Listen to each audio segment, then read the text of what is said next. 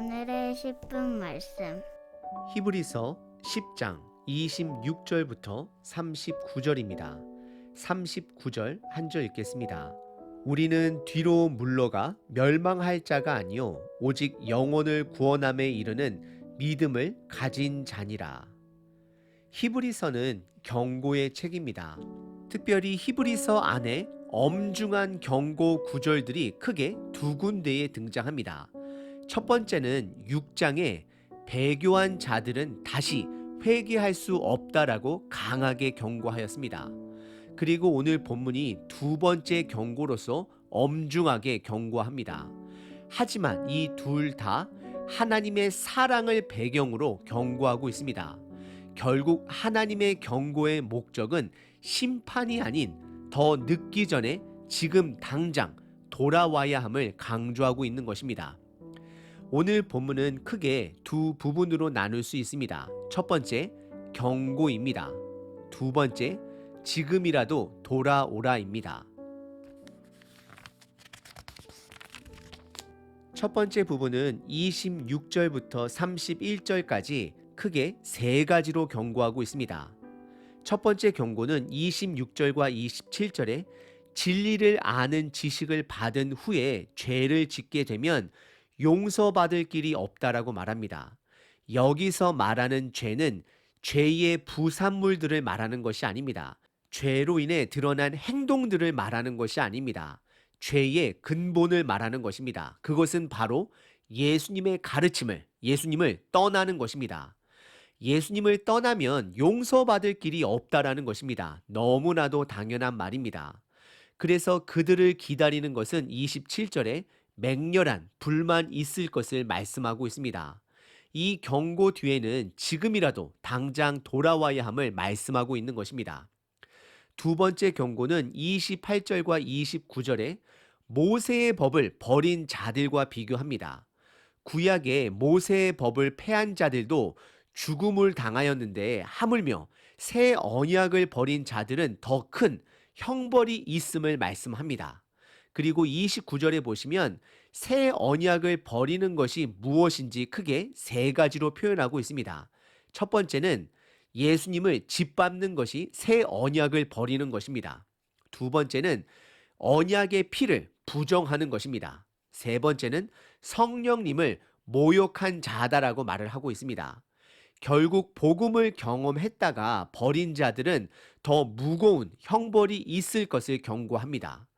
그리고 세 번째 경고는 30절과 31절에 그 심판은 하나님께서 직접 심판하실 것을 말씀하십니다. 그래서 31절에 하나님의 손에 빠져 들어가는 것이 무서울 것이다 라고 표현하고 있습니다. 오늘 본문의 첫 번째 부분은 배교한 자들을 향해 세 가지로 경고하고 있습니다. 사실 배교한 자들은 그들의 결정 자체가 이미 그들에게 큰 심판입니다.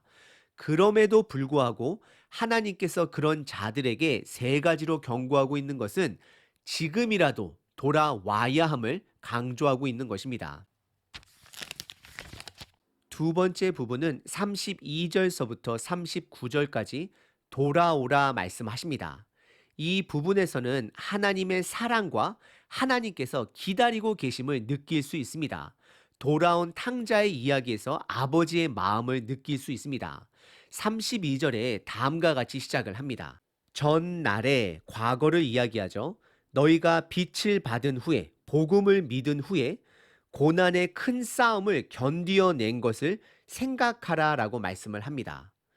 경고에서 갑자기 그들이 큰 싸움에서 견디어낸 것을 생각하라 말씀하십니다. 아직 기회가 있다라는 것입니다. 지금이라도 다시 복음으로 돌아와야 함을 강조하고 있는 것입니다. 그리고 33절과 34절에 보시면 이들이 예수님을 떠난 이유가 단지 유대교들의 회유뿐만 있는 것이 아니라 그들에게 어마어마한 핍박이 있었던 것을 확인하게 됩니다. 33절에 이들은 어려운 핍박을 이겨내었던 자들이다라고 말을 합니다. 첫 번째는 비방과 환난으로 사람들에게 구경거리가 되었던 자들이었다라고 말을 합니다. 그리고 두 번째는 그런 핍박을 받은 자들과 함께 지냄으로 견디었음을 서로가 사귀는 자가 되었다라고 표현을 합니다. 그리고 세 번째, 그 믿음의 공동체 안에 믿음으로 인하여 감옥에 갇힌 자들을 위로하고 또 믿음으로 인하여 소유를 빼앗겼다 할지라도 기뻐했다라고 기록합니다. 결국 이들은 복음으로 인해 사회로부터 왕따를 당하고 감옥에 갇히고 재산을 빼앗겼다 할지라도 그 복음을 끝까지 기쁨으로 품었던 자들입니다. 하지만 그런 자들이 하나 둘씩 복음을 포기하고 다시 유대교로 돌아가기 시작했다라는 것입니다. 얼마나 핍박이 강했으면 그들이 그런 결정을 했을까요? 그래서 35절에 그러므로라고 시작을 하며 끝까지 그 핍박을 견뎌내게 되면 그들에게 큰 상이 있을 것을 말씀하고 있습니다. 그리고 그 큰 상에 대해서는 히브리서 11장과 12장에서 보다 구체적으로 다루게 됩니다. 결국 히브리서는 그들이 처한 고난을 통해 신실한 믿음을 보여주라 호소하고 있는 것입니다. 그래서 36절에 인내가 필요하다라고 말씀을 하고 37절과 38절은 하박국 2장을 인용하며 예수님이 두 번째 오시는 재림의 날까지 끝까지 믿음을 지켜야 함을 말씀하고 있습니다. 그리고 마지막 39절은 결론절로서 배교를 한 자들을 향하여 그들이 돌아올 거다라고 여겨주고 있습니다. 39절입니다. 우리는 뒤로 물러가 멸망할 자가 아니요 오직 영원을 구원함에 이르는 믿음을 가진 자다라고 여겨주시고 있습니다. 여러분들 하나님의 사랑을 느끼시나요? 오늘 본문의 두 번째 부분은 배교한 자들 그리고 배교를 생각하는 자들에게 다시 복음을 끝까지 붙들고 인내함으로 핍박을 견뎌내야 함을 말씀하십니다. 오늘 본문은 1세대 수신자들에게 핍박 속에서도 인내함으로 복음을 끝까지 붙들어야 함을 강조하였습니다.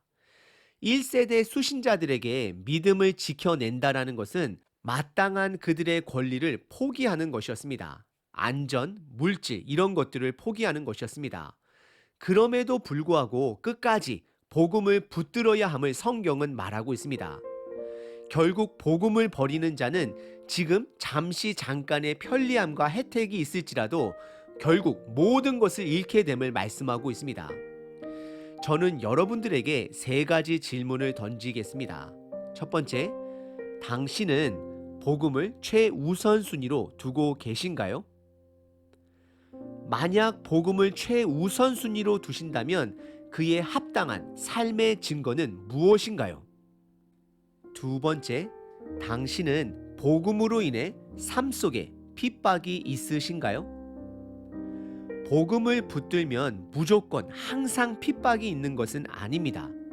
하지만 혹시 내 삶에 복음으로 인한 핍박이 전혀 없다라면 내가 복음의 삶을 살지 않고 있다라는 증거가 될 수 있습니다. 세 번째, 하나님의 경고가 나와 나의 공동체를 향하고 있나요? 아니면 다른 사람들을 향하고 있나요? 하나님은 저와 여러분들이 지금이라도 돌아오길 바라고 계십니다. 오늘 본문을 통해 내가 붙든 복음을 다시 한번 점검해 보는 하루 되시길 바랍니다.